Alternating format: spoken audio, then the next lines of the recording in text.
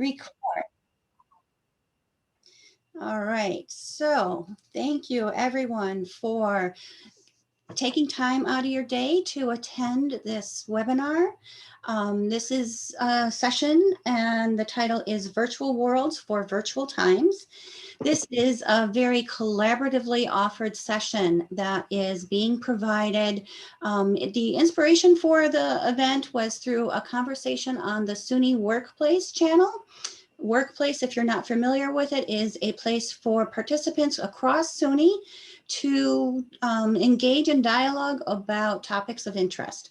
And so Hope Wendell from the Center for Online International Learning had shared a comment about virtual worlds, and that inspired all these presenters to kind of get together and provide this session. So without further ado, we're going to get started. The session is provided co-sponsored through the State University of New York, the University at Buffalo, which I am a part of, the Center for Online and International Learning, and also through a number of SUNY campuses where we have faculty and staff who have joined us who will be sharing their work with us here today. I do want to say that we had just reached 100 participants on the call, so it would be greatly appreciated if you can all keep your audio muted during the session. If we will have about 10 presentations. They are scheduled for, we have 10 presentations and everyone has been asked to take about 5 minutes to present their topic. And then we will have 2 minutes of Q&A after each presentation. That will still give us a lot of time to be able to easily transition between the sessions and have hopefully a very rich dialogue at the end. So when we do come up to the time for Q&A for each session and at the end, we will encourage everybody to unmute themselves and ask those questions, or please also put them in the chat. And we are recording the session, so if you do miss some of it, you'll be able to catch up with the recording afterwards. So the campuses that are involved, I mentioned that we have a presentation from Center for Online International Learning from COIL. University at Buffalo, we have a few presenters, and unfortunately one of our presenters was not able to be here with us today, so Jessica Kruger will be with us. We will do this session again at CIT or a similar session, so you'll have to listen to her presentation then. Empire State College is represented, Farmingdale State University, Nassau Community College, and Upstate Medical University. So I am now going to introduce our facilitator moderator for this session. And she is going to go through and introduce our presenters and have them just say a quick hello. And she will also help transition us between the different sessions. My name, if you don't know me, I am Robin Sullivan. So I kind of helped instigate this along with Hope Wendell, who we will both be presenting towards the end. So Chris, if you can kind of walk us through and have our presenters introduce themselves. Sure thing. Hi, everyone. I'm Chris Marchese. I'm actually a professor of business management at Nassau Community College.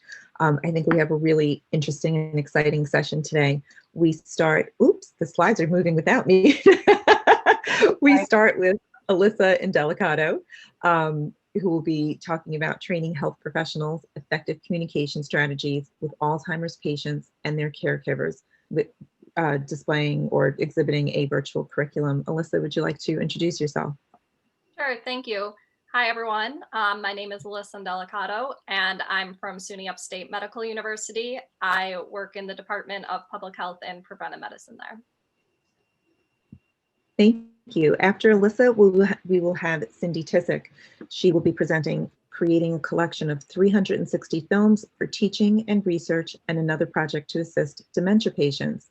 Cindy, would you mind introducing yourself? Yep. Hi, everybody. I'm Cindy, Head of Education Services at University of Buffalo Libraries.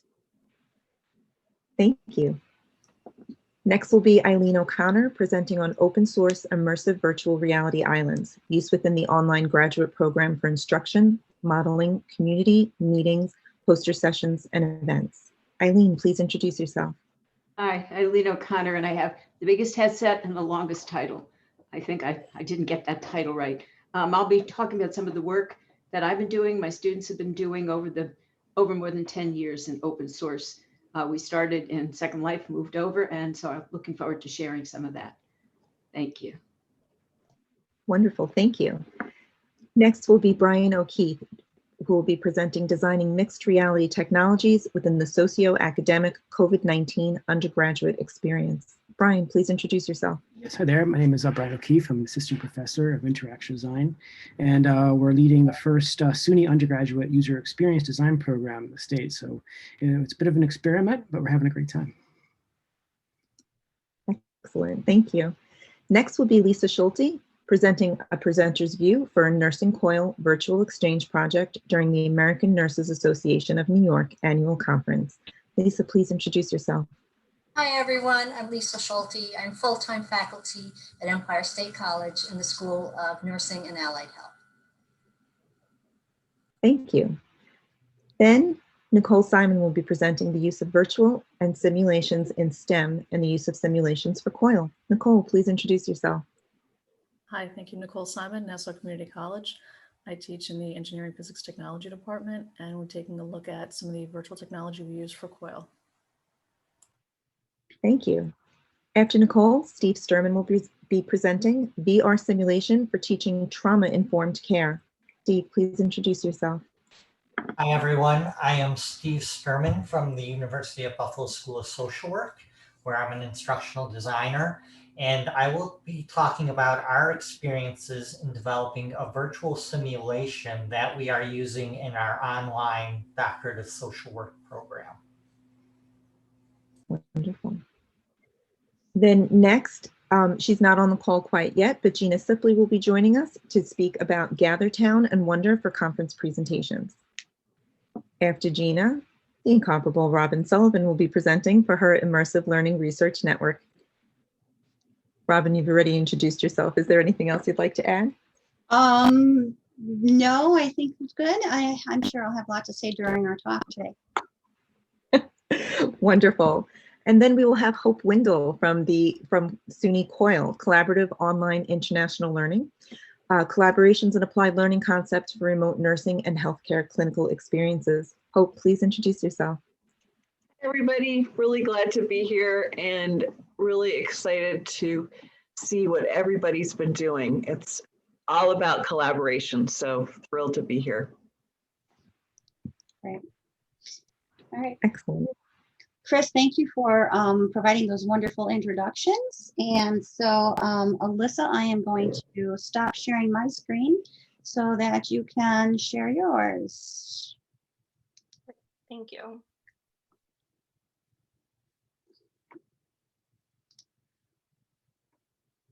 Okay, do you have sharing abilities? Yes, I think you may still be sharing your screen. I still see it up. Okay. All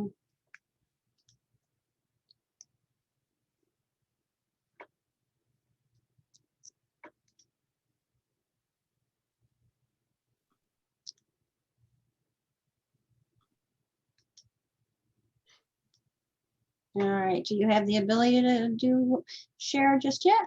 Let me see here. Okay, can everyone see that? Nope. Not yet, no. Oh, I can see your screen, Alyssa. Now it is. It's just a delay. Okay. Excellent. Perfect. All right. So, hi everyone. Today I will be representing a project that was worked on by a team of people from SUNY Upstate Medical University. And the title of our project is Training Health Professionals Effective Communication Strategies with Alzheimer's Patients and Their Caregivers, a Virtual Curriculum. We have a contractual relationship with Virtual Ability and no other financial disclosures. So Alzheimer's disease is a serious brain disorder that causes a decline in memory and ability to perform simple tasks. There's currently more than 5 million people in the US living with Alzheimer's disease over the age of 65. And by 2050, this number is expected to grow by 14 million. There's currently a limited number of health professionals equipped to support this population. So one way to effectively train the up and coming healthcare professionals is via virtual platforms. So as we know, virtual learning is a great way to effectively teach students. It allows students to become active learners. And given the current environment with COVID-19, virtual learning has really become an indispensable tool in health profession education. So to develop the project, we partnered with Virtual Ability to build within the world of Second Life.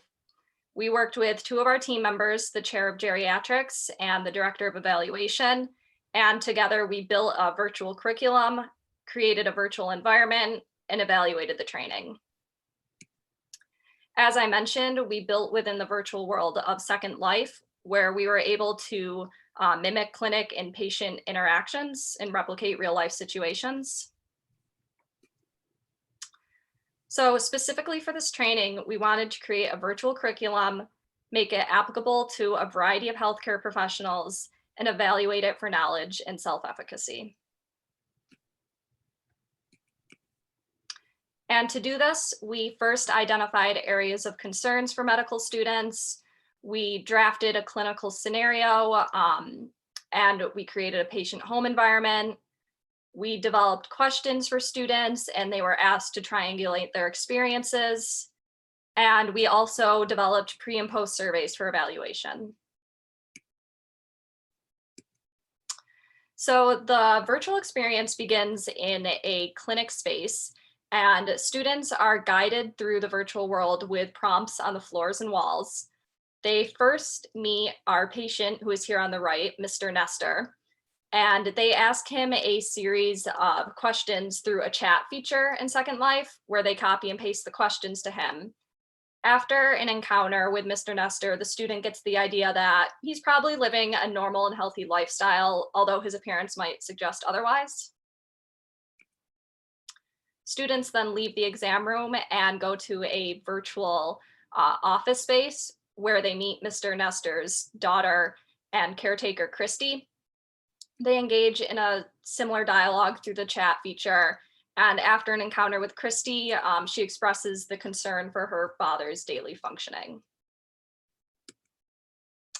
Students then leave the office space and enter the patient's virtual home to better understand his lived experience. And as you can kind of see from the pictures, there's a lot of nutritional and safety concerns, which we ask the students to identify. And we really got into the level of detail to the point of even picking out like cats that might be a little bit larger to suggest he might be eating Mr. Nestor's food. So we recruited a total of 60 students. And we asked them a series of pre and post survey questions. Majority of our students were from the MD program. Most were female, but we had a smaller subset identify as male and non-binary. Most students were white or Caucasian. Primarily, the students were between the ages of 18 and 34. And most had indicated that they'd learned about Alzheimer's in a classroom setting, but a very small percentage had actually performed patient care duties with someone with Alzheimer's. Prior to this experience, very few students had experience with any other virtual platform. We had a 4.7% increase in self-efficacy. We had an increase in knowledge and also an increase in attitudes towards people with Alzheimer's. And students indicated that they would change their personal actions towards the dementia community, including being more patient with people with Alzheimer's and dementia. Most students were overall satisfied with their experience.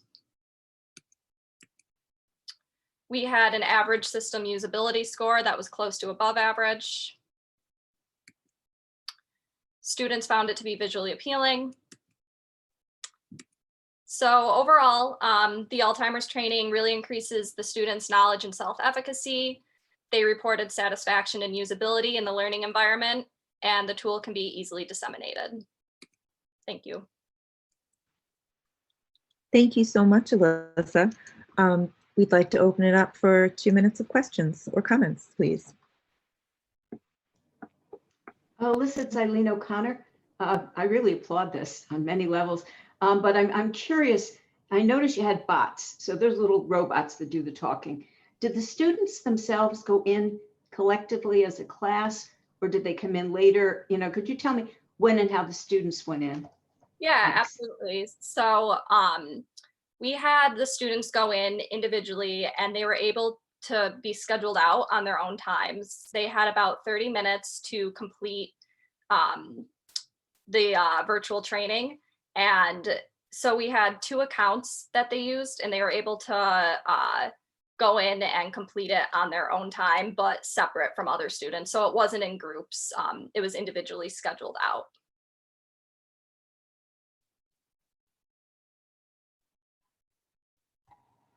Can I ask you a question? So how did you roll out with the other professions? Like you mentioned, you did that this with other like nursing and other people. So how did that play out?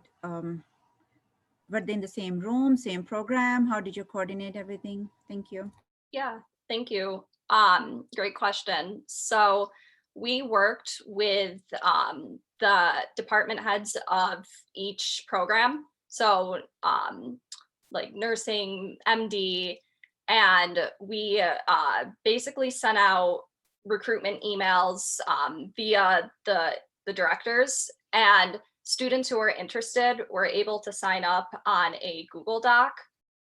So we were able to keep track through there which programs they signed up from, and you know, the departments themselves were really a great resource in recruiting them, because they were able to identify like students and be like, this would be a really great group to send it out to, or like the first year med students would be great to send it out to. So we were able to get a lot of recruitment help through that.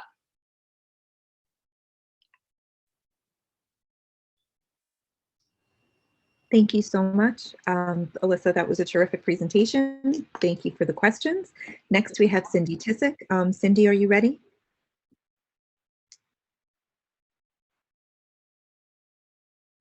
Okay, yep, I'm good.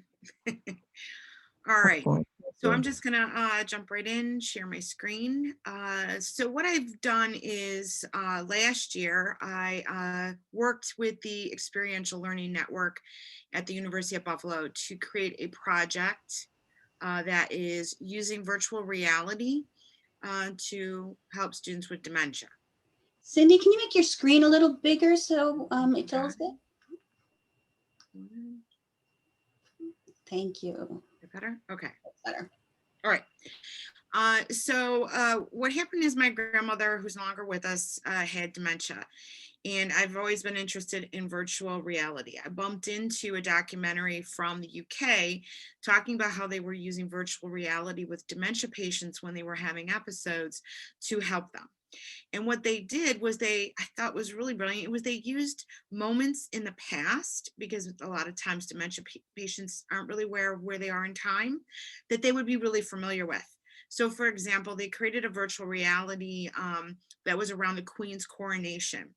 They created virtual reality around certain neighborhoods that were popular in London, and they played them for these patients. And they found that they kind of de-escalated, and they were able to calm them down when they were having episodes. So I thought of this idea, of creating a repository of historical moments and neighborhoods that could be used pretty much for anybody anywhere in the world. So if you're an architect, maybe, you know, you might be interested in this neighborhood. So we had a group of students who came to the project portal at the Experiential Learning Network and identified an interest in creating a moment in time. And so they came and read through the reading list that I have. It's a very short reading list. They also went through and looked at, oh, I hate this annoying like bar up at the top. Okay, hold on a second. They also went through a thing called Neighborhoods, a walk through Dementia, that's the name of it. There it is, a walk through Dementia, which is an app you can download, and they watched it in a VR environment. They were given cardboard goggles to use from the library so they could understand what it looked like. And then they sat down and decided what moment in time they were going to recreate. So they decided, US audience, they're going to recreate the moon landing.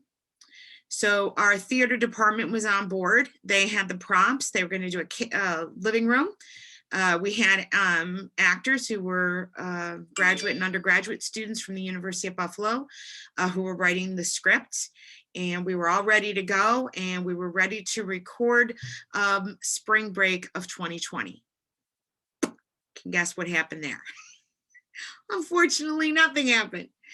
So we had to scrap that idea. And what we ended up doing instead was we had the students take the 360 cameras that we had and we had them walk our neighborhoods.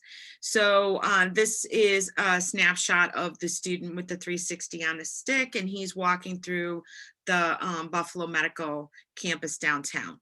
Same time, this is now the fall when everybody was allowed to come back. At the same time, we had some students who needed to do some work with the Buffalo waterfront, which was great because they couldn't physically, some of them couldn't physically go there because they were not in Buffalo. They were taking the classes online. So we were able to grab some footage of the grain silos, which is a very popular site in the city of Buffalo, and our downtown waterfront.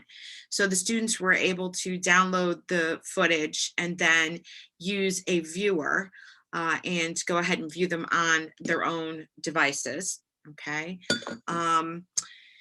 And let's see, some of the other problems or workflows we had to do is we had to put some of it into the Google Drive so people could openly access it. This is just kind of the flat version of what it looks like, because we did have some students have an issue with the box version.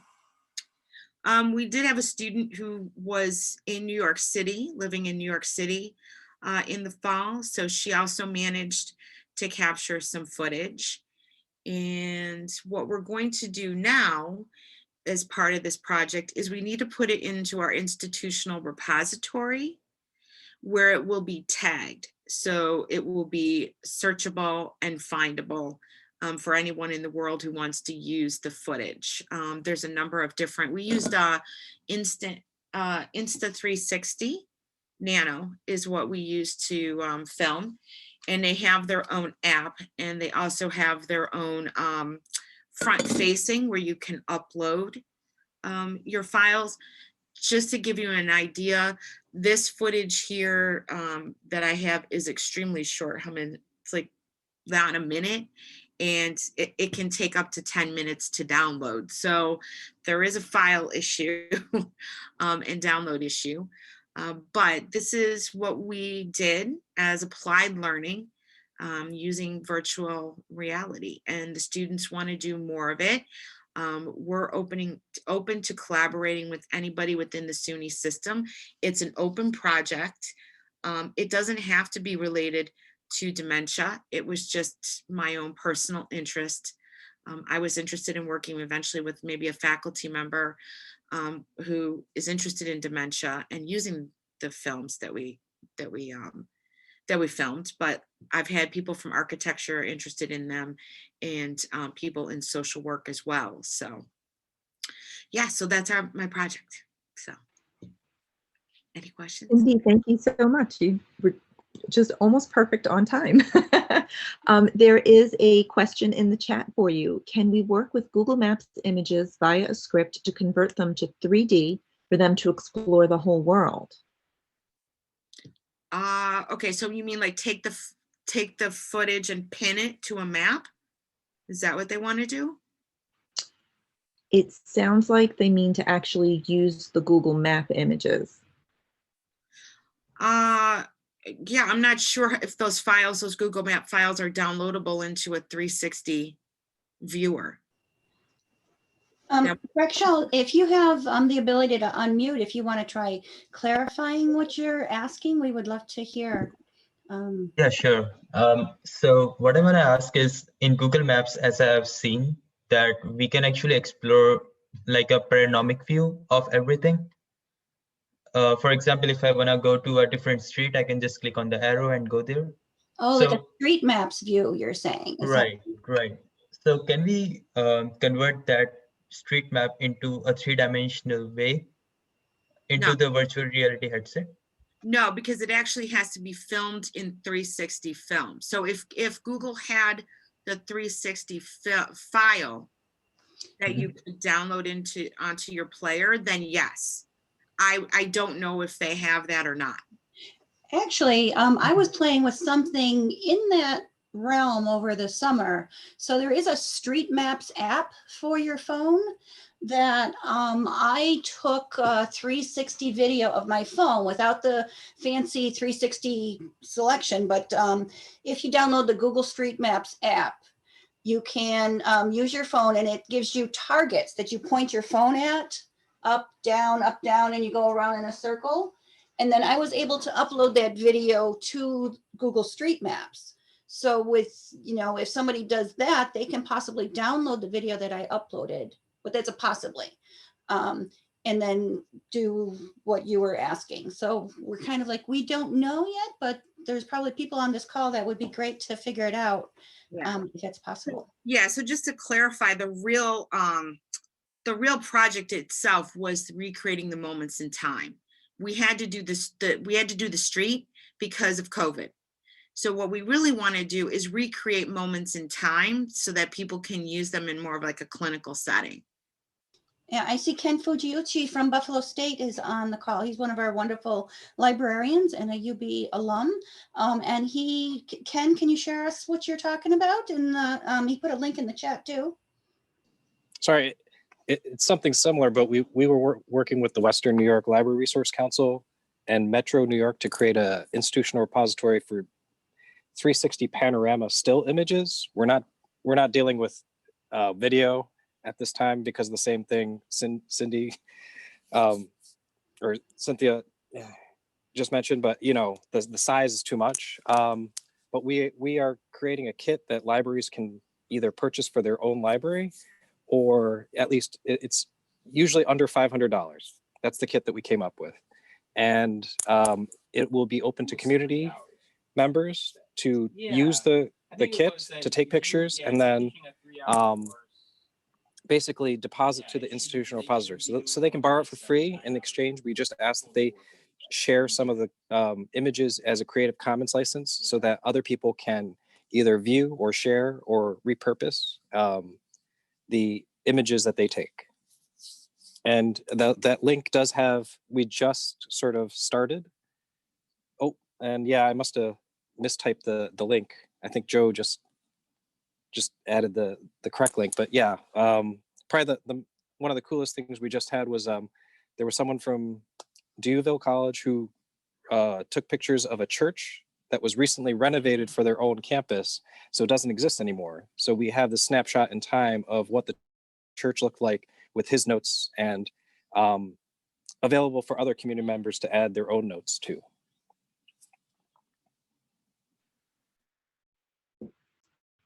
Thank you all so much. There's a little more activity going on in the chat. We were being asked if the chat is going to be shared, and Robin has confirmed we will be sharing the chat as well as any resources that everyone posts. Thank you so much, everyone. We're already generating great resources in addition to what's being presented. Thank you very much, Cindy. Eileen, I believe you are our next presenter. Are you ready? Yes, I am, but let's see if I can do this. Okay, I've got my slides. Now I should do a screen share and open my slides Yes. that way? Share screen. Okay. All right, and I think you'll have to tell me whether they're coming up. Okay, do you see my slides? I can see it, yes. Okay, and I'm going to move the chat out of the way here for me. And I think you see all the sidebar stuff too? I don't know. Yeah, if you go want into presentation mode, please. presentation mode. Okay. Perfect. All right, and I'm going to say, I'm going through this very quickly. The slides themselves have many links. There's also more dialogue and information in the slides. The intention was to give you a visual background because I'm talking about a 14-year history here. Now, I've been using virtual reality for a long time, and let me just see how to advance my slides. Whoops. I started way back, I was working for RPI, and I saw how the youth from the 1990s were so into online gaming, and I always wanted to get one of the game engines. Then I found out something called Second Life. And again, I'm not going to read all of this. I'm going to ask if you're interested to please look at the slides. So what I did from my own work, Empire State College had gotten funding for Second Life, and several of us worked in it. Not enough, though, to keep it going. And we eventually got bumped out for cost. And for those of us, though, who really liked it, we stayed with it and found something called open source. And again, you'll see this, it's a free way to get virtual reality, although you need a server. So we rent server space because we don't have the smarts. And I'm looking for people with more smarts to help us there. The Mallet program started in about 2012. That's the program I'm in right now where we use emerging technologies. So I'm going to show you things that we've done. So again, this is on, oh dear, I can't see the timer.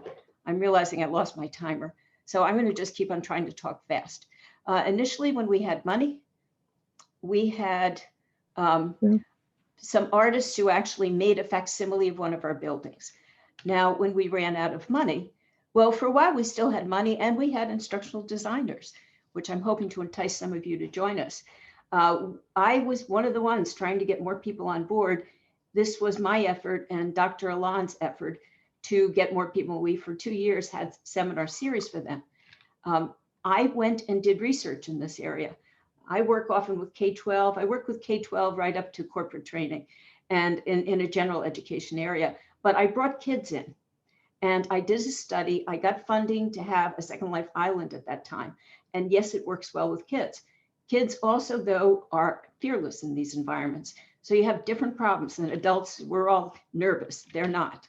And that brings its own problems. So what we did, though, was eventually we were able to get enough money through these servers that we rent to be able to run this. You can bring in 40 avatars for 20 bucks a month.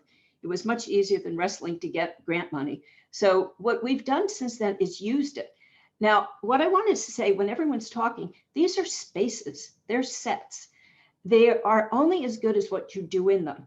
So I was really thrilled to hear about the Alzheimer's work. So I'm going to show you visuals of what we've done.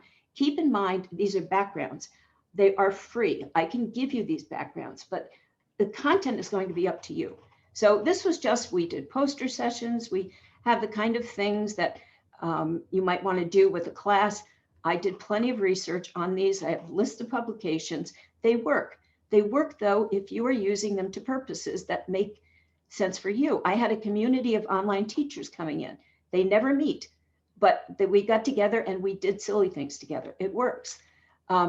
What happened too is as Second Life got to be too expensive, these other vendors came in and I started to run a course on how do you make your own island. So I have all the materials if anyone's interested. I'm just going to show you a couple of examples. The adult students came in. These are free artifacts that you can get. Well, Creative Commons artist. And this was a social worker. And the social worker is the gentleman on the left. He was presenting this at an international conference. He didn't want to have to travel to every place to do professional development. He started doing it online through virtual. Just a couple of other pictures. One student here did a simulation. He was a videographer. He taught how to do videography in these spaces. He actually made an interactive place. This woman was teaching for a bank, teaching kids how to be better with money. So she made something that looked like a game. So this is here. And again, these are just pictures of what they did. Another student was teaching people coming in from other countries. She made something to familiarize them with getting around in America and to be comfortable. This student was teaching Japanese studies in high school. So she got artifacts that looked like Japan. She commissioned an artist, and just, you get these for a couple of dollars. So, but one very, very creative student, he went, and the one on the right, he just developed everything from scratch. And he's a graphic artist. So you can go from things you buy to things that you create. The students went to conferences, and there are 2 lists here of all the students that made their own virtual islands and made final projects out of them. So we've got a bunch. We've had Fashion Institute, et cetera. So this is for your perusal later. And Chris, I don't know how I'm doing on time, so I will. 5 minutes and 20 seconds. You did excellent. Thank Okay, you. well, I do have others, so I will just say I'm going to click through these, encourage you to come back in. We have a think tank we started. We did a COVID thing. My students create in this. We do STEM stuff. So I would just asking you to come in, look at these slides. Keep in mind, these are sets. And what you do with them is what makes them useful.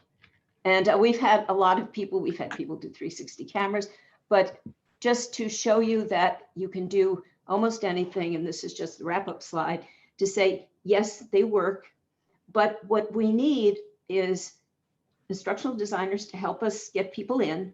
I liked with the Alzheimer's how you actually had support. I am tech support, I'm everything. So I really want more help. And I want acceptance from the community. I am full professor, but it takes a lot of pushing to say, this isn't just a game. So, I would like all of you to help with the expansion column over here. So that's it for me, and I will put down my slides. Thank you. Thank you so much, Eileen. We'd like to open it up to the floor for a few minutes of questions or comments. And Eileen, I want to say that one of your students, Lisa Persons, is here on the call. Oh, good. Just Good. commenting how wonderful of an experience she's had. And I paid her. with all those projects that you've listed, I'm sure there's many others that are very grateful for your work. And my students are adults. They come in, Empire State College has people who've already graduated, they have jobs. So when I say students, these are people in professional lives doing this. So just a plug for my students who are wonderful. Can your students speak to how easy or hard it is for them to get up and running to make stuff in Second Life or whichever virtual world you want them to be in? Some of them would be here. I actually have a course. And I have made the course available as a MOOC if anyone wants to take it on their own. It is a graduate course where I scaffolded in. And before that, in my regular just intro to technology course, I make them go into the space. So they get an experience there and they learn how to move their avatar. So they know that if they want to create their own space, they come into a 3-credit graduate course. And it's a combination of take a pre-developed island, artists have made them available, cut and paste, put things in, take them out. And we have a lot of fun in that course. And anybody at SUNY, please take the course either with me as a guest or you can just sign up for it. And I promise you, you'll have a nice island when you get through, but it's not magic. You do have to either create it or I can ship you any of these islands that you see here that I've done. I can ship them to you. And any of the islands the students have done, they could ship it if they would choose to. So you download them onto your computer, you own the island and you can share it. So that's how we build up our island. Some of your So please students let me know. Some of your students are speaking in the chat, Eileen, and giving Okay. you glowing commendations, which is not at all surprising, sharing resources that they have created. Rebecca Burke is asking if you can please put the name of the MOOC in the chat, or if we can share that resource. I'm not sure if it's in your slides. It is in the slide, but I'm going to put it in the chat too. It's a course, so you have to invest time, but you'll have my email, go through it, but I lined it up so that actually anybody could teach it. So I am a teacher, I'm an online teacher, so it gets a little text heavy, But if you follow the text, I think you'll do all right. Okay. And I'll Thank you put that in the so much. chat. Perfect. Thank you so much. Next, we have Brian presenting. Brian, are you ready? Yes, I am. One moment. All right, my screen should be ready. Yeah. Let me see that. Great. So thank you. I'll be presenting designing mixed reality technologies within the socio-academic COVID-19 undergraduate experience. That is a mouthful. But before I dive into the details, I just want to do a quick review of where we are in terms of technology and how technology is getting embedded into things that we do every day. And a part of the rationale for this work is to get our students prepared for a job market that we can't predict because of technology's rapid movement and innovation and application of those things. And just a little background of where I'm coming from my research. The MIT Tangible Media Group have been doing this sorts of mixed reality for a number of years, where digital information has been buried through mouses. Now we can type and we can tap through our mobile phones. But the MIT is trying to push how does digital things become physical? And that's a really good, important component of this work. This word mixed reality, virtual reality, is thrown around so much these days. I just kind of want to ground it in where it had been coined from. In 1994, a Canadian and a Japanese professor coined the word mixed reality, and it's a spectrum. And we use virtual reality on one end and real environment on the other, real and 3D glasses like in a movie theater, to virtual reality, which is often talked about. But this work that I'm going to show you today is about more along augmented reality in this area and augmented virtually, and I'll show you some examples. So on with what we've been doing. I've been doing a lot of international programs. Of course, we had to go COIL this year because of COVID. And we said, okay, well, what are we going to do with our research program as we look at mixed reality? And we said, well, why don't we apply mixed reality to the COVID crisis and how we're learning online? Since then, the COIL partnerships have been growing, including faculty and students from the University of Rome, University of Lancaster, and Edinburgh University. So our students are interacting and designing and building with their students, and it's a great, great program. And this is the key point of this whole presentation. If you can take anything away, it's this. Instead of students being consumers of mixed reality education services, our students are inventors of new mixed reality experiences. And that's really the main takeaway here. And what are results? So over the summer, we had this big workshop. We're investigating the impact of COVID when we went from in classroom to all of a sudden, oh my God, everyone's online. What was that? And what we did was we created we got 2,100 responses through 9 different surveys that looks at the all different aspects of the impact of going from a physical classroom to an online classroom in like a matter of hours, really. And we looked at the data sample that we have looks mainly at freshmen and sophomores. And of course, we measured anxiety. We looked at what was interesting is folks thought due to the shift, they could learn more from just watching YouTube videos than attending our classes, which was really interesting. And what we found was after about 5 minutes, half the class is lost through the online synchronous model. They just tune out. And why they tune out? Maybe they're on their phone, surprise, surprise. But then food was a big, distraction. Black Lives Matter was exploding at that time on TV. So yeah, what was distracting students from their online education. So okay, what did we do about it? So we had all sorts of mixed reality of outcomes. We took this data, we start building new products, new solutions. These are all a variety, like 7 different projects kicking off right now. But the main takeaway I wanted to point out is, yes, they have these technologies and they have these really cool bits, virtual reality, augmented reality, great, but it's all about the social interaction. Sometimes we get lost in the glamorous and beautiful nature of tech and forget about, well, what about the people? And so everything that you see here is about the people.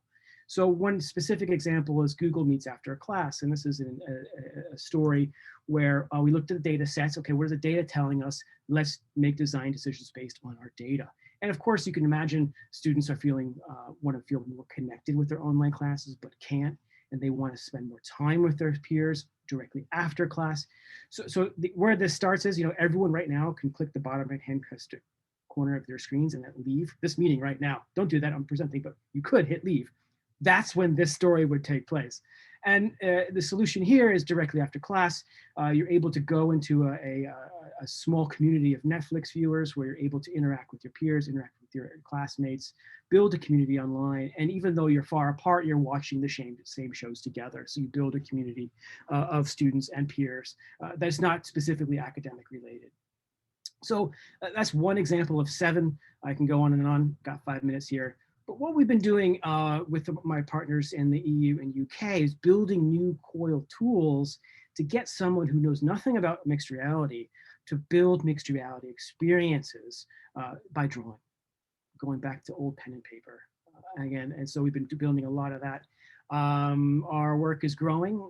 We have expanding our COIL partners to build these new pedagogical tools for our classrooms. And for right now, next semester, as we go into next semester, we're going to be building a lot of the tools that I've been, not a lot of the technologies that I introduced today. And thank you very much. I hope that was about right. Yep, that was just about perfect. Thank you, Brian. Great. We'd love to open it up for some questions and comments right now.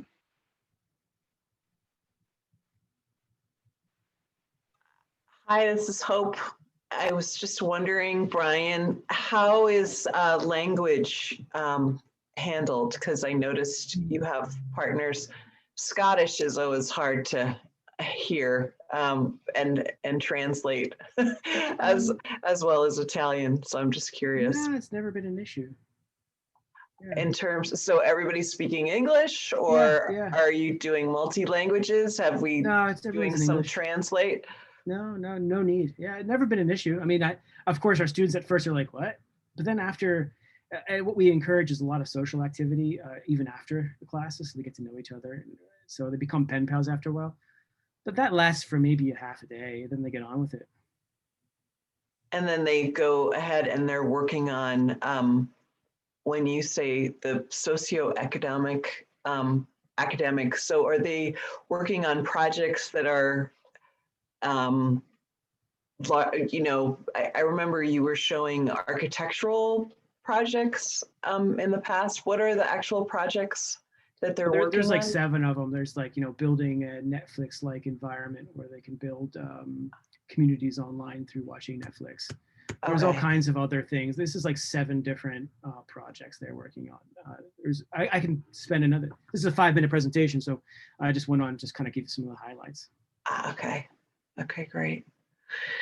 Great, and I bet you have tons of people who want to take the courses, or is it a whole program? It's a whole program. It's not a, well, the interaction design is a program. This is one course within the interaction design program. But every summer we run international programs between Scotland, Italy, and us at Farmingdale. And obviously because of COVID, we couldn't fly anymore. So we just went all to COIL model. Yay. Thank you. Brian, thank you again so much. Our next presenter is Lisa. Lisa, are you ready? Yes, I'm actually the one that's going to share the screen for Lisa. Awesome, thank you. So let me just put that up. Yeah. Let's see. I'm going back to the beginning and I'll share the screen. Okay, here we go. And so let's see. Share. And all right, so everybody's seeing the big screen? Yes, thank you. Okay. Okay. Hi, everyone. Well, first of all, I am not a technology person. I am nursing faculty. So my apologies for my PowerPoint, and I can't speak to the technical issues that you guys have been talking about, but absolutely fascinating. And thank you. I just want to share my experiences as nursing faculty in using virtual worlds and the good results that I've gotten with my students.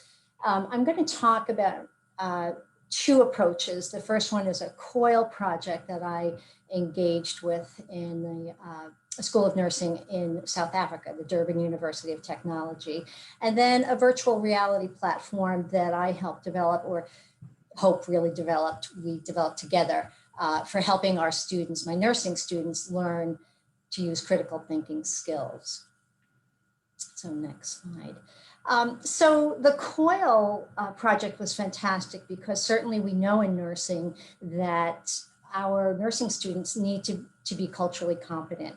We need to be able to care for a very diverse population, and it's essential, it's one of our core competencies, to be able to provide care that is culturally competent and represents the population that we care for. So COIL was really just a very natural platform for us to help students learn these cultural competency skills. So I engaged in a 3-week asynchronous program with my partner in Durban, South Africa, in a Moodle shell. Next slide, please. And just briefly, the focus of the education was the United Nations Sustainable Goals, which was really a very, very powerful learning experience and an opportunity for students to share their healthcare practices and then to look at it from a global perspective. Next slide, please. So as a result of that experience, I was invited to participate in the 8th annual American Nurses Association of New York conference. And it was supposed to be in a face-to-face format. But of course, because of COVID, they switched it to a virtual format. And they used a platform called Verbella. And then the next slide, please. So I just put this slide up there because it shows, it was very poignant of where we were in society. We were trying to teach cultural competence in the age of COVID. Anyway, I also thought it was just a great maths, would love to have it. So it was great. So just like all the other virtual platforms, I had to create an avatar. I presented to an audience of my colleagues. I had to upload my PowerPoints and such. I had to learn to navigate around the island and so forth. And that, of course, was really challenging and very fun. But I have to say, this was not my first foray into virtual worlds. And I was glad that I had had the prior experience with Hope. And at the end, I can share with you some of the advances I think that have been made. But from my perspective as nursing faculty presenting, it was a welcome environment for me to be able to feel more as though I were actually in that auditorium and standing at the podium rather than the format that we have right now, you know, in a Zoom session. So I was really appreciative of that. This was the avatar that I created, and it's pretty conservative and again, very different from the first virtual world that I participated in, where we had lots of license, where we could have spiky hair. And I think my avatar at that time had long blonde hair and I was about 5'8". I looked very different. So I didn't have those options in Verbella, which maybe is a good thing. But that was my experience, and that's how this whole conversation came to be.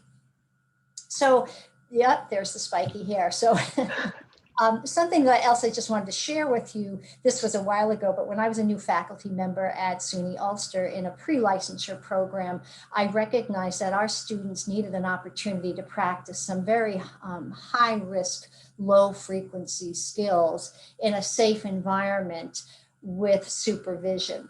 And so I shared my frustration and my need with Hope Windle, who was our instructional designer at that time. And she suggested this platform called Second Life. And so from that time on, we built an island, a SUNY island, a hospital, and we created a number of different case studies for our students to work through in a supervised structure. One of the more compelling scenarios that we created back then was a disaster relief case study that was built around the, I think it was the hurricane in Haiti. And earthquake in Haiti, yeah. Earthquake in Haiti. So, but what's interesting is that there are a lot of parallels to what's happening now in our society. But it was a great opportunity where students would never have had this opportunity in the hospital, and they had to think on their feet. So they were in an environment where they didn't have access to the usual supplies that they would have in a hospital setting, and they had to make do. So what could they substitute for things that they would normally have in the hospital? But back then, the students had to answer in the chat, and it was very time consuming. And you can see that these were some of the steps that they had to take. And at the end, we could grade them and see, did they wash their hands before moving from patient to patient? Did they introduce themselves? Did they identify the patient? Those types of skill-based psychomotor skills that are so essential in the pre-licensure program. So this is just a quick snapshot of what we did. It was well received by our students. There were some challenges, of course, but I think that now we've come a very long way with virtual worlds. And I just wanted to share with you our experience and our perception from a nursing faculty and student perspective, that it really was very useful. And all of the other virtual worlds that you guys have talked about here too, it's just so heartwarming from my perspective to see that we have come so far in virtual worlds and the many applications that we can use these. That was our hospital, the SUNY Virtual Hospital that we built. Thanks, I didn't see that one, Hope. And this is interesting. This is one of the professionals who helped us get started in Second Life has a blog, and this is a video that he has on his blog, just giving you an idea of how sophisticated virtual worlds have become, and that this is the new virtual world that nursing students have, which could very well take place of simulation, which I'm sure most of you are familiar with, and we do utilize simulation a lot, but there are, I think, as many or more benefits to virtual worlds, and this is just a representation of how far this has come. I don't know that you want to play the video, Hope? No. We're a little short on time, unfortunately, Yeah. to play the video, but it would be great if we could include it with our resources for at the end of this session. All right. And that is my perspective and my experience of virtual worlds in nursing. So thank you. Thanks, Lisa. Welcome. We'd like to open it up for a few questions or comments.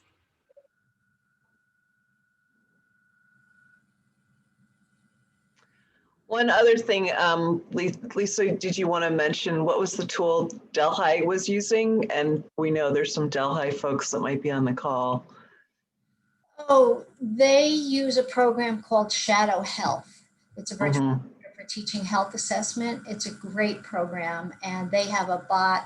I can't remember her name, but she has really come a long way, and she can respond to students in real time and actually prompt them if they haven't asked the correct questions. And it's a really valuable tool. Students, again, overwhelmingly like that program. So, but it's come a very long way. And people, yes, need headsets, Adele, but they're not fancy headsets. You can just use, like the kind of headset I've got going on. No fancy anything. But this island was all thanks to Alex Pickett, and throughout SUNY, she has provided incredible island access. So big round of thanks to Alex Pickett.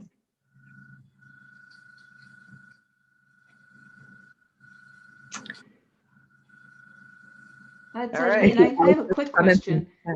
Oh, go right ahead.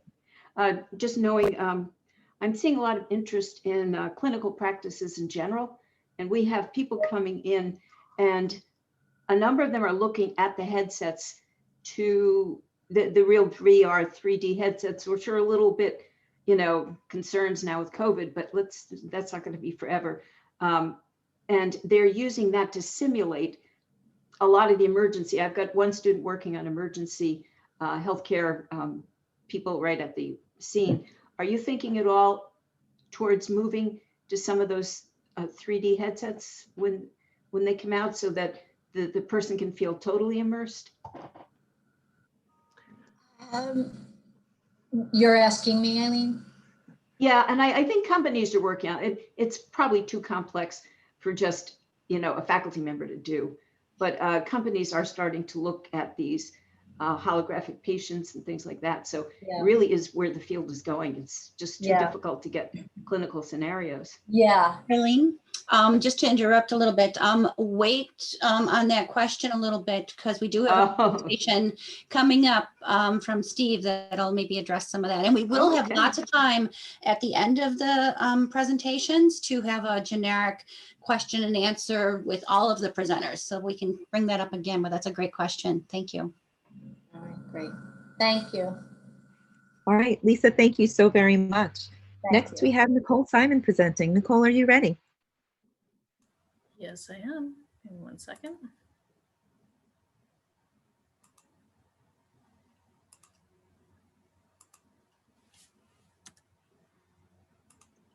Just switching between screens. Okay. There we go. Switch guys out of the way. Okay, so my project was a little bit different. I've been teaching COIL courses for, oh gosh, about the past 7-8 years.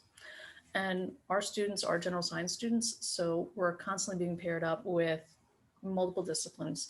And we took a look at how we can start to do COIL around the world. So the pandemic really didn't change too much. But for those of you who are new to COIL, I know you've heard it a couple times today. COIL is collaborative online international learning. It gives you more of a sense of a study abroad, where you can bring the students out to the world and bring the world to your students without ever actually leaving your classroom. You're sharing your curriculum, you're embedding different disciplines into your syllabus, and you're walking through a series of different collaborative exchanges. Oops, sorry. So what does it include? Well, it includes obviously culture, technology.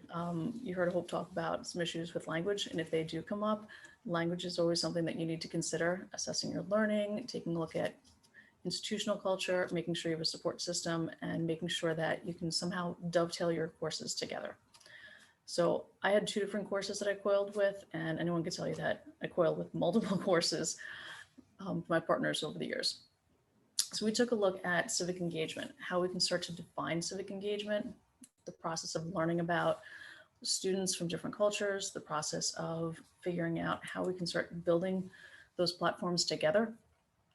And one of the courses that I worked with over the past couple of years was my alternative energy course. And we started to take a look at different virtual technology platforms, how we can start building out that cultural experience where we're bringing students to other countries and other cultures, and those other cultures are being impacted in a positive way. So like I said, we didn't have too much of an issue when COVID hit because we were already online and we were already dealing with some of these issues in virtual environments. But when everything shut down, we really had to be mindful of there will be no study abroad going forward, or at least for the next few years. There'll be no travel going forward for the next 2 years. So how can we start to build this out with our students? So we just started storyboarding, both physically and virtually, how we can start storyboarding, bringing those ideas into reality from a standpoint of storyboarding, study abroad. What do our students need? What do they need to think about when they're starting to talk about culture? What are they thinking about when they're assessing how they learn? We started to take a look at, do we need an LMS or not using an LMS? Do we want to keep students more contained in our courses? And what I started to do with one of my science courses was taking a look at how color and communication and how we start to take a view of what's going on physically around us really reflects what it is that we learned. And my students started to storyboard how the environment affects them. And ultimately, not only does the environment affect them, but how do they start to work with community partners? I'll just quickly show you. So we started off coming up with an icebreaker for social business. Very simple. How do we start building out a business? How do we start thinking about the different modes of building that business out? Why do we want to start building businesses out? What do we want to work with community partners? And this was a multi-pronged approach because I had one course that was dealing with physics and optics and how we can start to take a look at how we're communicating, how the environment's affecting us. And then I had another science class where we're building out social businesses and we're starting to work with community partners and develop. Now we're studying abroad. Now we're not studying abroad. What do we want to look at to help have an impact on society?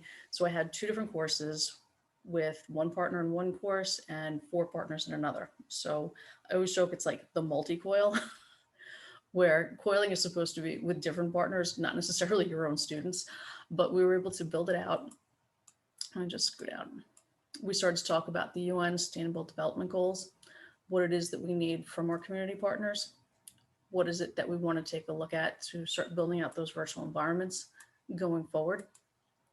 We started to storyboard what it is that we want to look at along the way.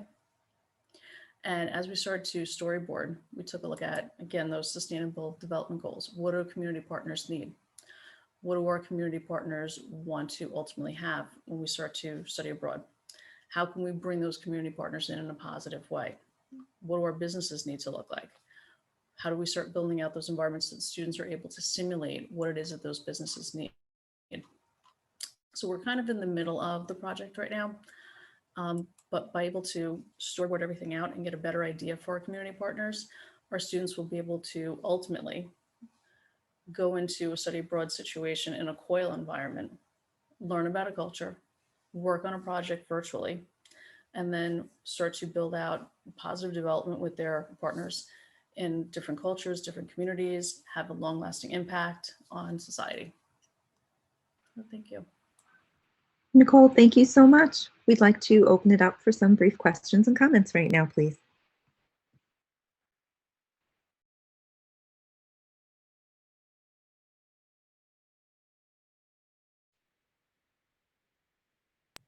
We're going to do a big roundup and discussion as well.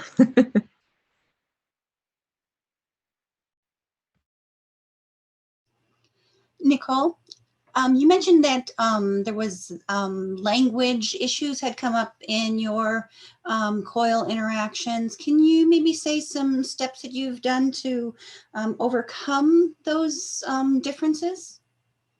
Sure. Google Translate, nice and simple. Being on Long Island, we have a wide variety of students with cultural backgrounds. And I'm always amazed that students who will speak another language at home will not bring that into the classroom. They just want to be very strict Americanized.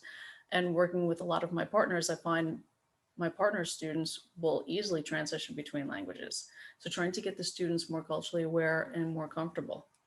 I will walk into class on any given day, just immediately translate what's going on between our partners.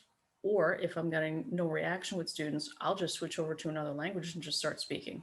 Blows the students' minds, but they need to start being aware that, you know, we're not the only country in the world. We're not the only culture. We're not the only language.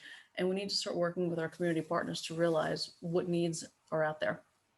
So Google Translate really helps. And being able to storyboard things on a slower scale, the students are able to go back and translate if they need to, re-record things if they need to.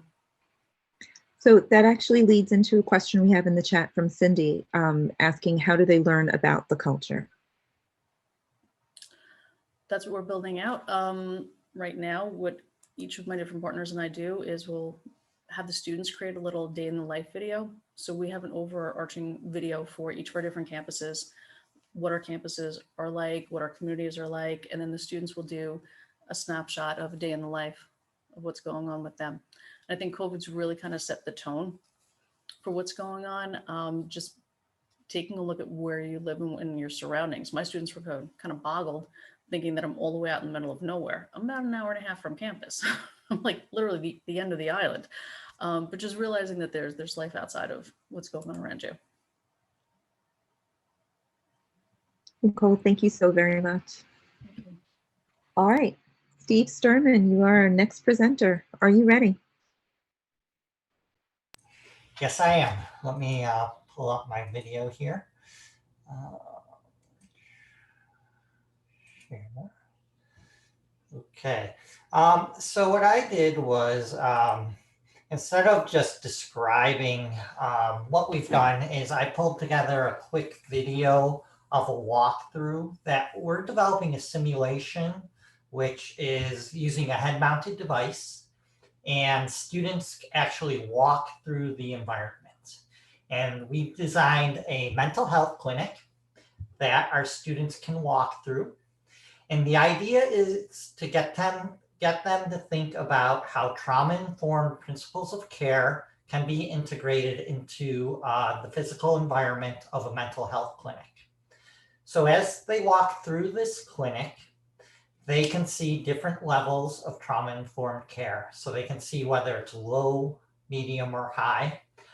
They have a tablet, and as they walk through the environment, they can use that tablet to access information about different characteristics of an agency that they may want to change to make an agency more trauma-informed. So they can walk through, I believe there's about 13 different interaction points. And as they interact with the different parts of the environment, it will teach them how to make the environment more trauma-informed. So this is just a little bit of a preview of what it looks like. You'll hear some audio in a second. You're late for your appointment, but I think we can still fit you in. Take a seat and fill out this intake form to the best of your ability while you wait. So that's an example. Hi, how are you? Low. Please fill out this intake form while you're waiting for your appointment. That's medium. Welcome, bienvenidos. We're glad you're here. Would you please fill out this form for us while you're waiting for your appointment? I'm just going to pause it real quick there. So as you can see, there's 3 different approaches to how you can welcome people to an environment. So this simulation lets people see how those differences might impact their clients, how those clients are retained, and whether they feel like they can come back to this space. As I mentioned before, there's a tablet they can interact with. And as they interact with that, our narrator, TI, which is short for trauma-informed, TI friendly, will tell them more about how a specific area could be made more trauma-informed or not. And that's what you'll see in this next little. If you have any questions about the form, just let me know. Feel free to have some water while you wait. Please let me know if you need anything else. So this is our narrator. The physical environment can be very appealing and welcoming.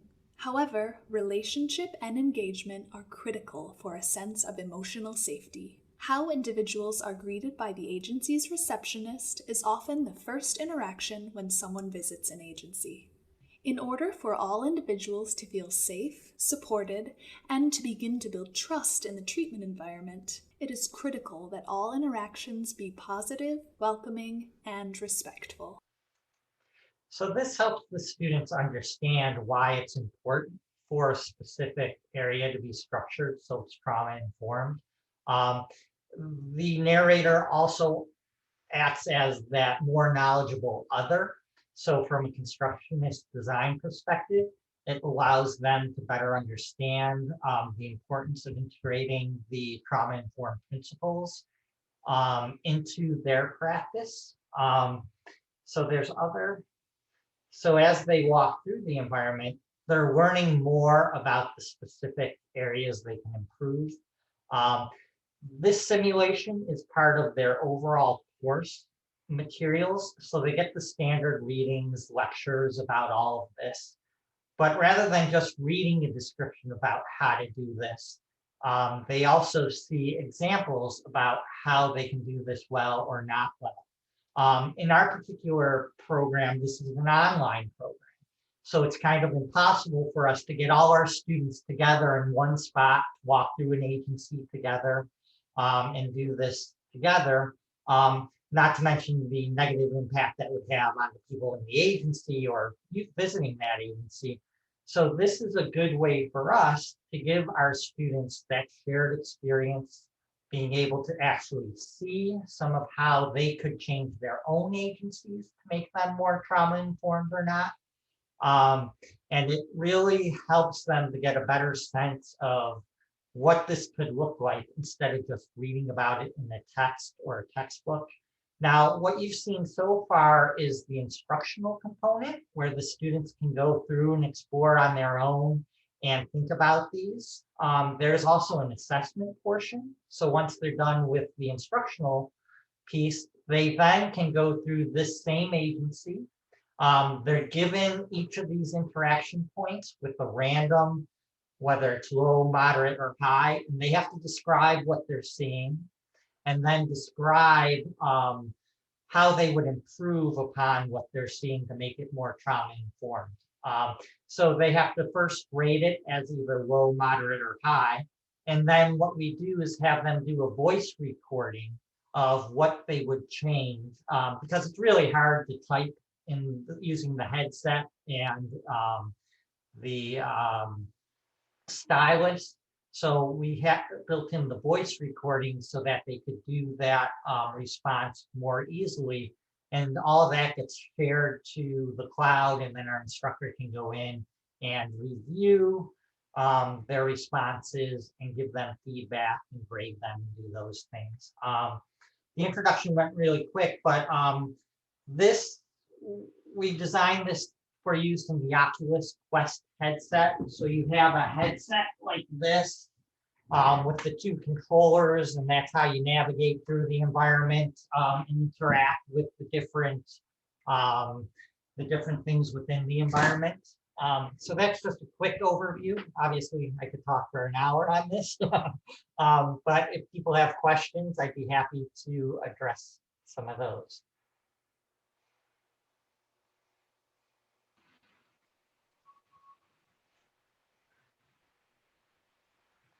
Oh, you see the chat box. Okay, yeah. Thank you, Steve. So somebody asked what software did we use? We actually had a development team. We had 3 content experts. I was the instructional designer, and then we hired an outside firm, Working Man Interactive, who's in Rochester, New York. And we partnered with them to develop this. They used Unity as the gaming platform to actually develop and program all the interactions. Like I said, it's developed for a Quest device. So it is an Android backbone or Android operating system. So that's what they used for the actual programming. I can't remember off the top of my head what they used for the 3D graphics, but there's a few open source 3D graphic programs out there that you can use for that development. How easy would it be to modify this simulation for others?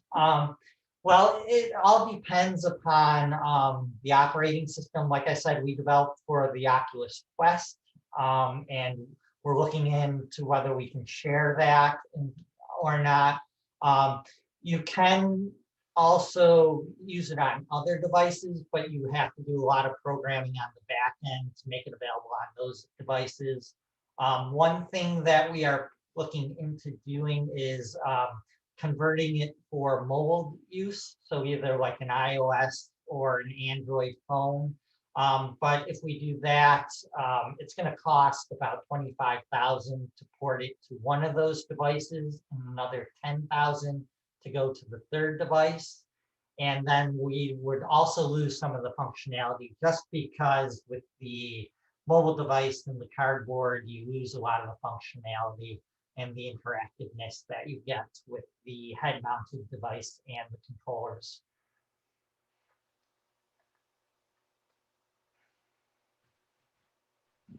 Excellent. Thank you so much, Steve. We have an Oculus Quest in my house, and I have not tried it yet. And now I'm thinking, gee. Let me know if you want to try it out. Right now, we just finished our beta test and had a bunch of students go through it. And we're looking to roll it out for the first in-class usage this fall. That's amazing. Yeah. Thank you so much. All right, our next presenter is Gina Sipley. Gina, are you ready? I am. I'm going to, will I be able to share my own screen? Yes, you will. And also, Gina, if you wouldn't mind giving yourself a brief introduction. Sure, absolutely. So just give me one moment. I'm going to pull up my slides and I'll do that.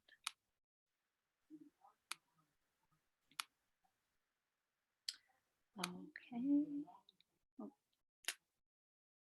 sorry about that. Here we go. Hi, so I'm Gina Sipley, and I'm an assistant professor at Nassau Community College. If you're Twitter inclined, you can find me at G Sipley. And I'm going to talk today about GatherTown and Wonder as tools that you can use for virtual conferences. I recently wrote a paper that's going to be published in the Post-Pandemic University magazine for the University of Cambridge in the UK. And part of that paper that I wrote, I talk about why virtual conferences are equitable, accessible, and sustainable, and that they're going to be a crucial part of the post-pandemic university. So at this time, you know, for all of us, whatever conferences we had planned to attend in 2020 and 2021, they've all shifted to these online platforms. But the future of conferences seems to suggest that this will be a more common approach. Faculty often have struggles getting the institutional funds to be able to travel very far or to attend multiple events. That's true for full-time faculty, but it's especially true for contingent faculty and part-time faculty. The accessibility issue, especially for folks who are navigating disabilities, there are so many more easy options built into virtual conference sites to make them generally accessible. And also there's the issue of sustainability. So many of the conferences that are a necessary part of academic participation require air travel. And, you know, it's a great irony that we're often discussing in our courses the specter of the approaching global climate crisis. But yet, you know, we're continuing that through extensive conference travel. So thinking about that, when we are organizing a conference, there's a sense that we need multiple options. We need to have synchronous interaction. We need to have asynchronous interaction. But I also argue that you need serendipitous interaction. And I had my first experience with this when I was a presenter at the Association of Internet Researchers, which was supposed to be in Dublin in October, but of course, you know, took place online. So serendipitous learning is this idea that you want capricious and spontaneous professional interactions. So, you know, one of the great benefits of an in-person conference is that you have those informal spaces where you can connect with colleagues that you have pre-existing relationships with, but also that you can bump into people, you know, for coffee or for lunch or in the elevator or waiting online to, you know, purchase a book from a vendor. And that those interactions are a vital part of the experience. So when I attended the Association for Internet Researchers conference, one of the things that I was introduced to was GatherTown. And because the conference was supposed to be in Dublin, the idea they had was, you know, if we were all going to meet in Dublin, they had contracted with local pubs where they would have certain social events. So instead, they used this GatherTown site to recreate the landscape of these pubs. And they were open 24/7 for the length of the conference so that people could serendipitously interact with others. So there are two platforms that I think are interesting that I want to explore and talk about kind of briefly. So there's GatherTown and Wonder. And with GatherTown, you're able to make a lot of customization. I'm going to show you examples in a moment. You can customize your avatar, you can customize the location. So for example, for this conference in Ireland, you know, the setup was Irish cobblestone street, lots of pubs, but you could also set up a replica of your university. You could set up a replica of another, you know, famous site. You can with Gather Town, you have all these interactive elements. So you have whiteboards, you have videos, you have games, things that you can do with other participants. What I appreciate about it is that it's free for up to 25 people. So if you're having a small event, you can pretty much have a fully funded free event.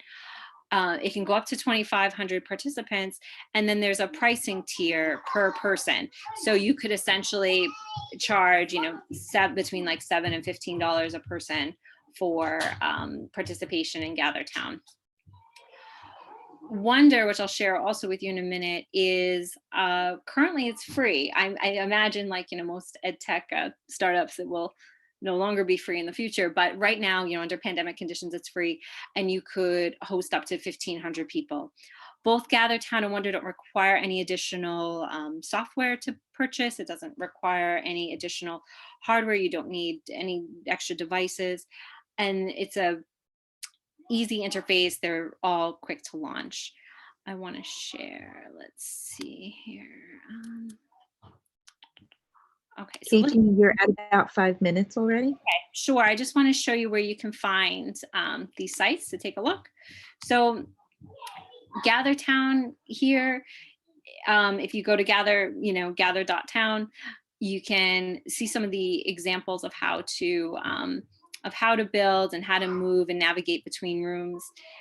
Wonder is a little bit more basic. And what I would say is, if you have a group of people that you are looking to do a conference with, where you are not, you're not confident that the tech savviness of the whole group, Wonder is the way to go, because as you get closer to other individuals, you're able to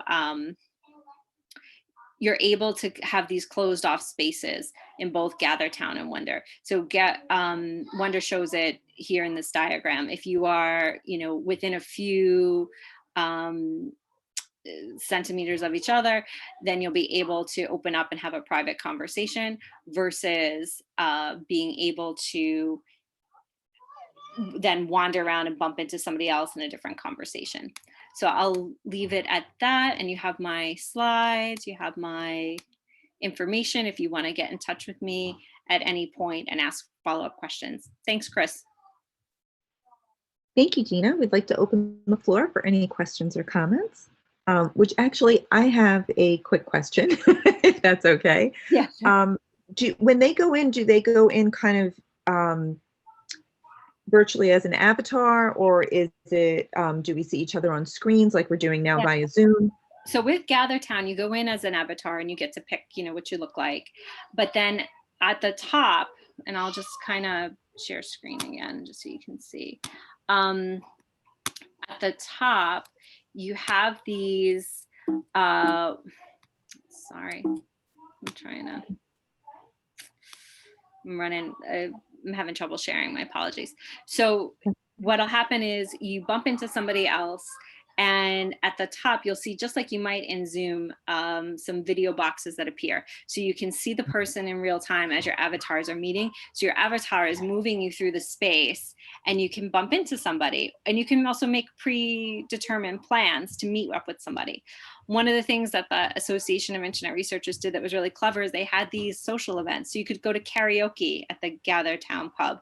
You could go to pub quiz night, and all of these things that were happening in different rooms, and you weren't overhearing each other, but you could wander in and say, I don't like that song, I'm going to walk over here, or I'm going to join this pub quiz team. And you could meet people in the minutes prior to the pub quiz and say, hey, you want to be on my team, and gather together. So that was kind of fun. Is it the same for Wonder, that it has those similar elements? Yes, the thing with Wonder is more pared back. So you're not going to have, you're not going to be able to recreate a Dublin street scene. It's going to be, you choose one background image, but the interactivity works the same, where you walk next to somebody and then you engage in a conversation, or you can have a serendipitous like surprise meetup or a planned meetup. The difference, I think, at this point is the price point and the type of event that you're going to hold. So understanding how much you can afford, but also the tech skill comfort level of the people who are participating. Perfect. And then Brian O'Keefe put a question into the chat for you. Gina, have you explored GitHub's Minecraft-esque 3D conference spaces? No, I haven't. Do you want to share some information with us about it? Brian? Oh yeah, I'm looking for the unmute button. Oh yes, yeah. It's just if you go to, it's open source. It's a development kit. It's not for everybody. You need a developer in your back pocket to kind of get that off the ground. But it's basically taking Minecraft, and there's an open source API for this, and you get the developer to work with you to build conference rooms. So it works like what you have there, Gather Town, but it's just a 3D Minecraft space rather than the 2D 16-bit space that you have, which looks awesome.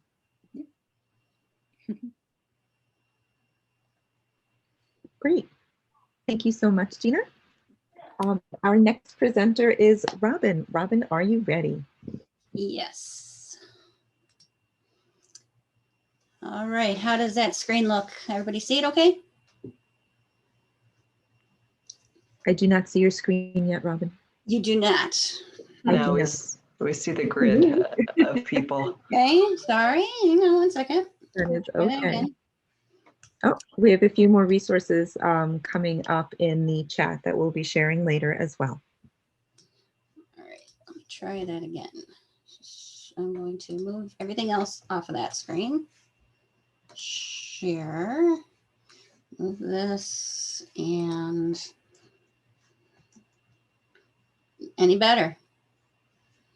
Yes, now I see it. Great, thank you.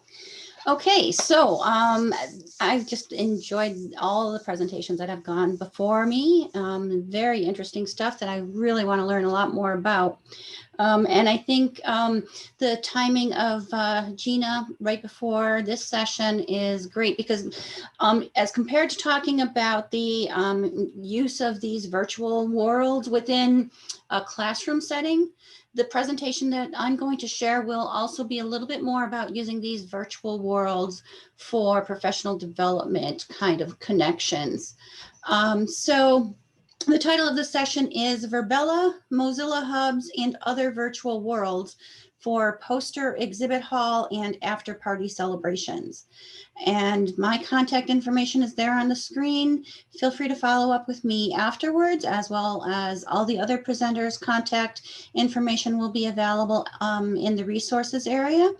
I'm a teaching and learning strategist and part of the education services team at the University of Buffalo Libraries. So these virtual events, they're pretty much the new normal. They're the new normal right now. And we need to figure out how do we make these virtual environments the most beneficial to be able to communicate and connect. Normal will return, I'm sure of that. But when it does, we will still have more of these virtual events. And part of one of the projects that I've been involved with recently is coming up with some resources relating to providing a virtual event planning resources guide.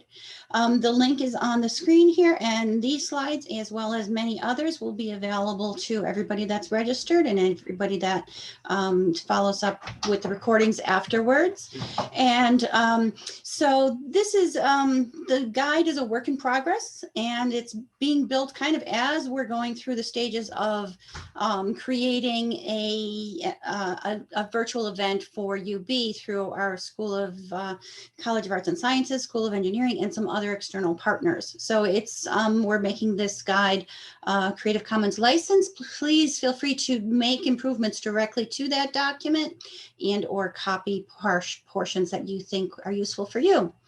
So I'm going to make this a little bit interactive, and I'm going to ask you all to quickly enter into the chat, if you can, two different questions. So I'm going to have you reply with either the keyword in front, affordance equals, and then your answer, or miss equals, and then your answer. So the two different questions are, what affordances do technologies provide for virtual conferences and events? So what are some of those advantages? And then the second question, what do you miss most from attending the conferences and events that we used to be able to participate in a semi-regular basis. So if you can start out, just start throwing them into the chat. So I'll try to read off a few for those that might be listening into the recording. Allison says affordance equals the lack of travel time and cost, so you don't have to deal with those issues any longer. Chris says greatly increased access. And let's see, Brian, getting drinks with folks after the main event. I'm just going to read one more and let you keep going. So Erin says that she also misses the serendipitous opportunities like Gina referred to. Me too. I miss that a lot. All of you that I normally might have bumped into in the hallway, I miss seeing you in person. Until we get that opportunity to do that again, there are these virtual worlds that are popping up.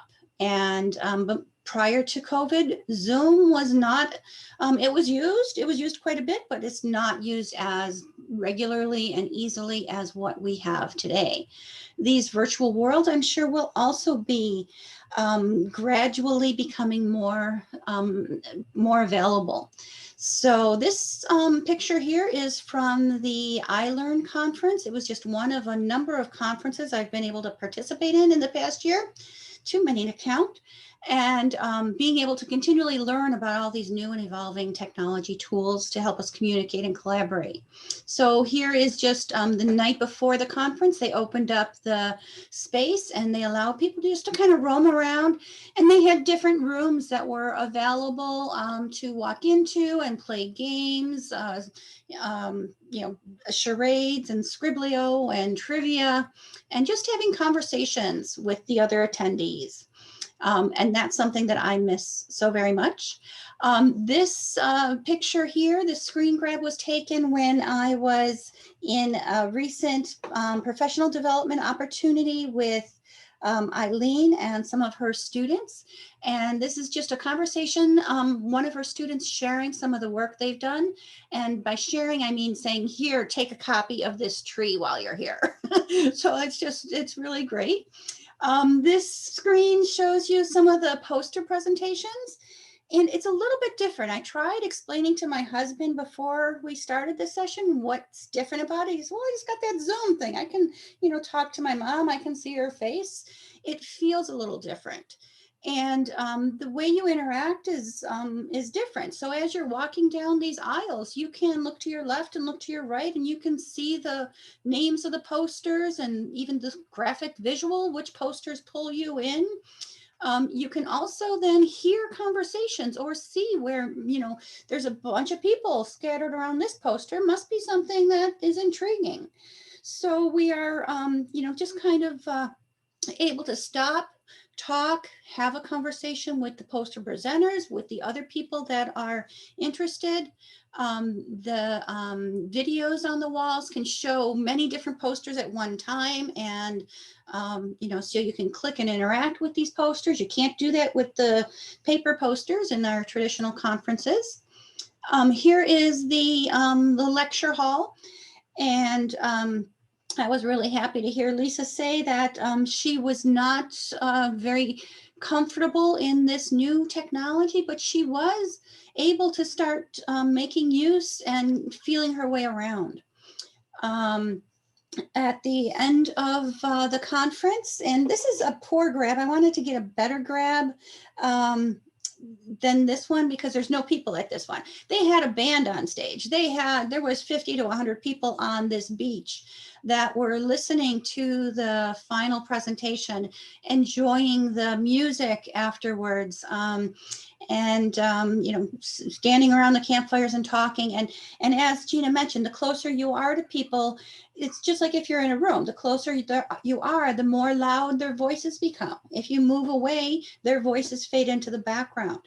You also have these little circle areas that you can go in if you want it to be in a private conversation with the people, the avatars that you're interacting with. Another fun part of the activity, I ended up with, being able to go on a boat ride and watch the fireworks from the water. it's very different experience. If you have not done it yet, find yourself a conference or activity to participate in. And at the end of the evening, who wouldn't want to join a line dance? You know, I can catch all the steps in these new environments. So one thing I do want to mention is that diversity is something that's being thought of. So you can see on the screen, the bottom left, that there are many different shades of skin tone that will allow you to create the avatar that looks somewhat like yourself. The one thing I do want to note is that, you know, you can, in this environment, one of the things that really upset me about Second Life in its early days was that you could not adjust that Barbie-like figure. And although this figure on the screen isn't as Barbie measurements as what you normally might see, you still can't make yourself short and a little stocky or whatever your normal is for you. The Verbella Island, which is the environment. I'm going to wrap this up real quick. Yeah, thank you. Thank you. The Verbella Island is manned 24/7, actually personed, by a greeter. And so you can go to the Verbella Island. It's free. Download the software and you can go in and you can walk around and check it out and have a meeting in one of their spaces. And you can have a real live conversation with a person who will get you oriented and help you know which way to go. So I just want to highlight the two different platforms. Verbella was the one that I showed you all the pictures. Mozilla Hub has been mentioned in the chat, and it's very similar. It runs through the browser instead of downloading, so that might make it even more accessible. But you do need to have, maybe a little bit more power on your computer. So are we creating that digital divide? I also want to share a number of these resources: Verbella, Mozilla Hubs, Shadow Health, which was mentioned. A lot of them are available to access through the SUNY MTech wiki, and the URL is on the screen. Please add some of the tools that have been mentioned that are not yet on there that are freely available. Here's some of the links to some of those really critical spaces. And I just want to end this with, we need a solution. How do we take advantage of those affordances that you all put into the chat to take advantage of these technology gatherings and continue to also interact face to face? That's our new challenge. How do we get the best of all worlds? That's how I want to end my slides. So thank you. And I'm going to stop the share there. And I was not able to keep my eye on the chat. Has any questions come up? The one question that came up was asking if SUNY would ever be able to help fund Verbella for us, but I don't know that we have anybody on this call that would be able to answer that question. Maybe Alex. Alex did have to leave for another meeting, but that, I think, right now I'm very lucky to be enrolled in the grants class through SUNY CPD that Kathy Gradle is offering. And that might be a great project for somebody to try to undertake. The IITG used to come out around December. And, so IITG is now run through CPD that Hope has just mentioned in the chat. So maybe that's something that we can try to pursue. But also because CPD might like to have a virtual conference space, maybe. I don't know what they use. Yeah, and Erin's on the call too. So Erin, please get this on our agenda to discuss if there's any opportunities out there for us. I was just going to type something in the chat for you, Robin. I'm sure you figured that out. So as part of our response to COVID and, all of the different needs that have really arisen from this new kind of, way of doing business, we have been doing a lot of research and procurement and working with vendors to figure out some solutions. And so if this is a need that rises to the surface, and certainly it's something that would be looked at.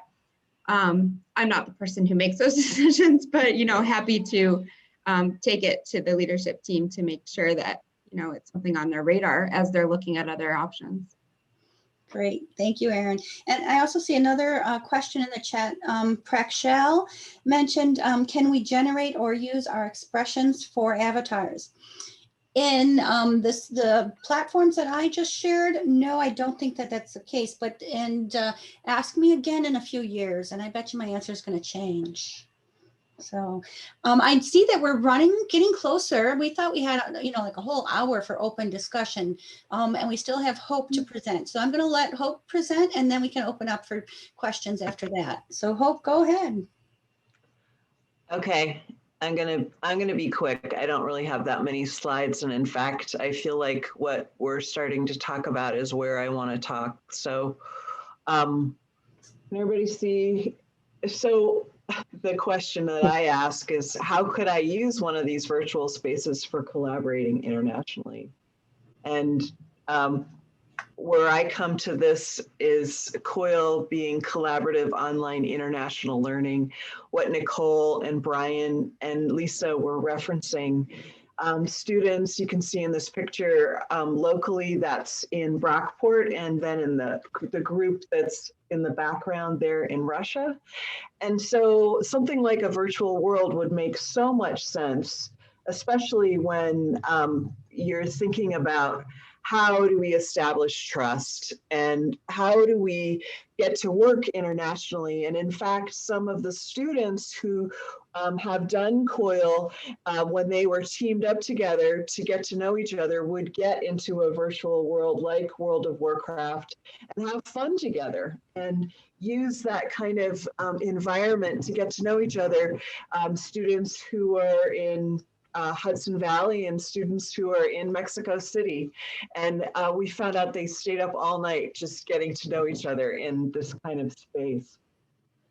And then obviously what Brian showed, I took a screenshot of what he was talking about, but this idea of bringing people together from different places to work together in a virtual space is really exciting to me, and I think it's where we can go. And what Lisa also was talking about with what we're doing with the virtual hospital, we were really hoping to have it be on a SUNY level, that it would be a space that multiple campuses could use to work on healthcare together, whether it be nursing, medical school. We got approached by people in physical therapy, radiation. It could be for so many uses. And also, let's not forget the UN Sustainable Development Goals and using a virtual realm to work on these really big problems together.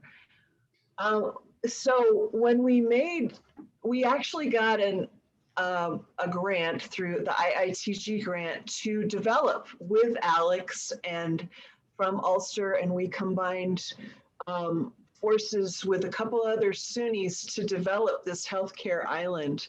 And I think it's not in existence anymore, but the reason why I'm actually stopping here is to talk about where we can have shared spaces across SUNY or across the COIL community, where we can have spaces that we can all be building on and making even more robust together.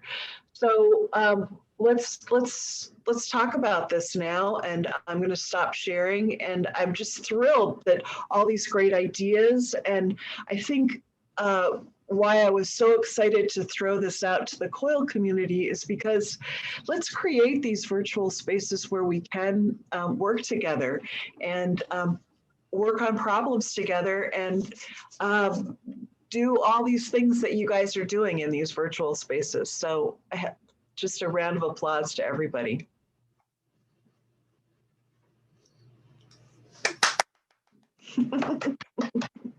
Indeed. Thank you. Yeah, I definitely think this is the beginning of some conversations, and times like they are now are going to be good fuel to keep them going.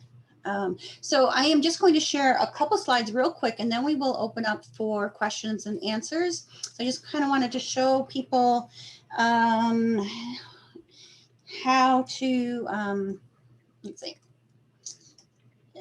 Okay, so I want to just share how to get to the resources afterwards.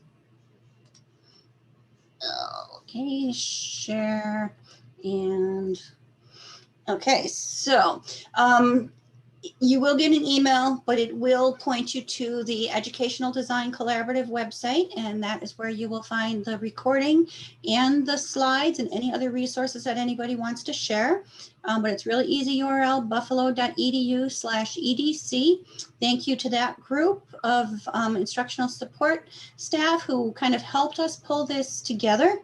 If you did not hear enough or you want to hear updates, attend the SUNY CIT conference. All of the panelists have put forward a presentation proposal. So pending our acceptance, we will get together again and hopefully provide some updates. That will be in May. And also a session that the UB libraries are also sponsoring through our Digital Scholarship Studio and Network is another upcoming webinar that is titled Immersive Technology and Instruction in Geology, Social Work, and Surgery. That is scheduled coming up from March 9th. And Steve, I believe, and some of his colleagues will be on that call as well.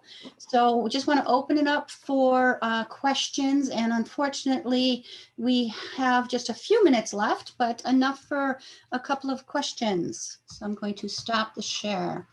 And hi, Robin. Alyssa had gotten a question a little earlier, but after her question period, and I just want to make sure that she has the opportunity to respond. Great. Yeah, thanks so much, Chris. And I just wanted to address Annette's question. Thank you, Annette. She asked how the project would be tweaked for post-pandemic times. And we actually developed the project prior to the pandemic.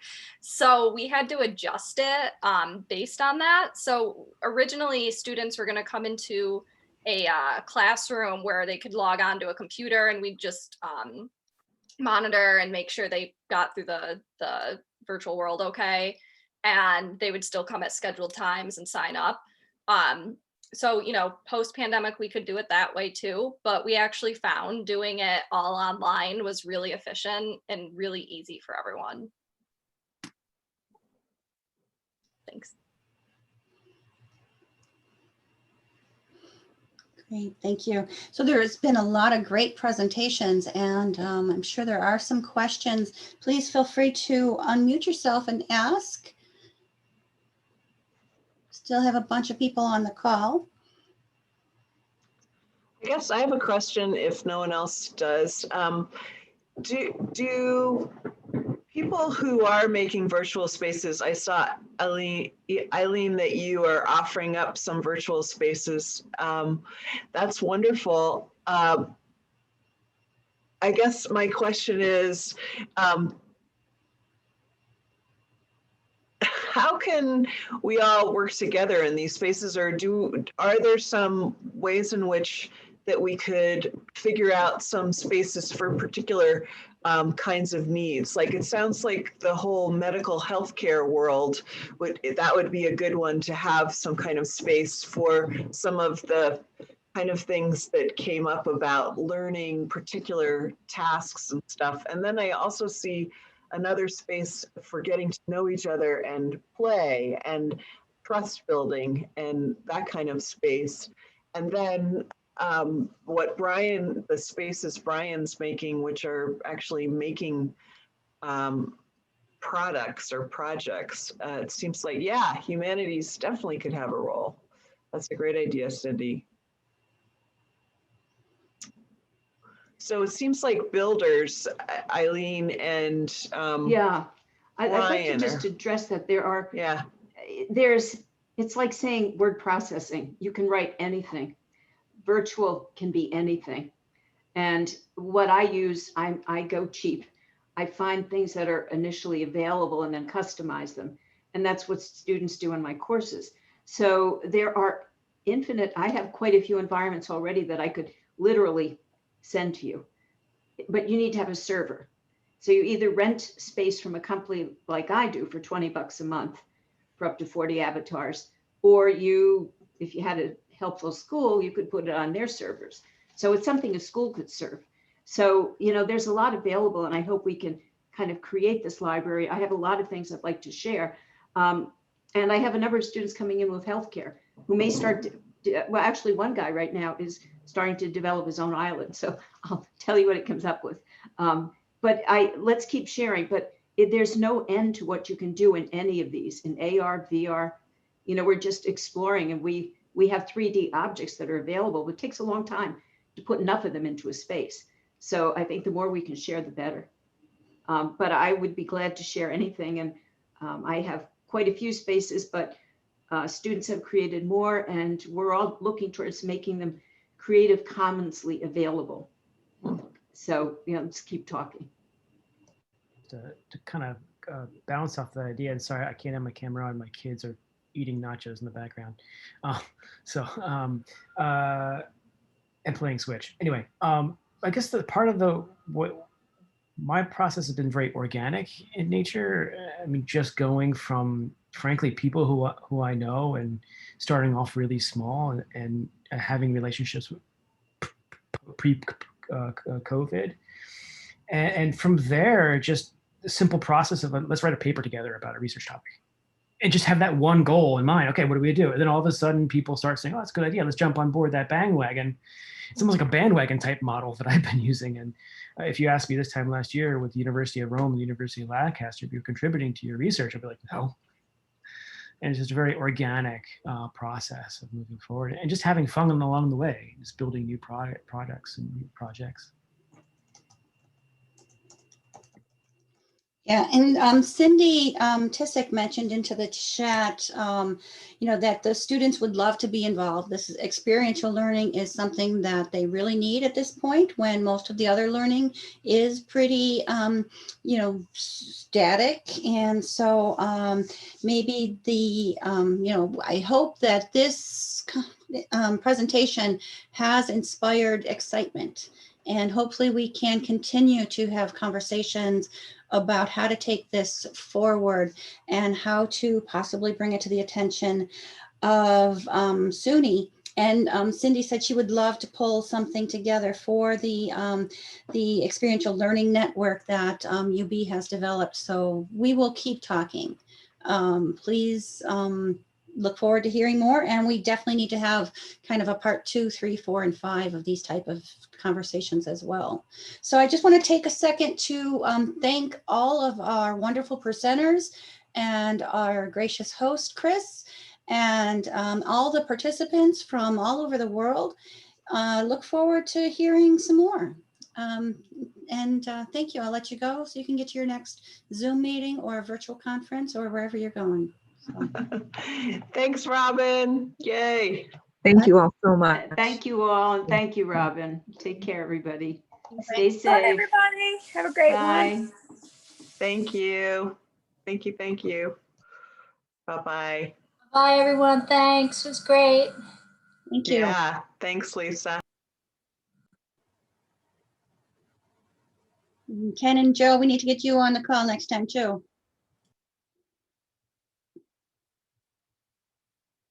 Bye, everybody.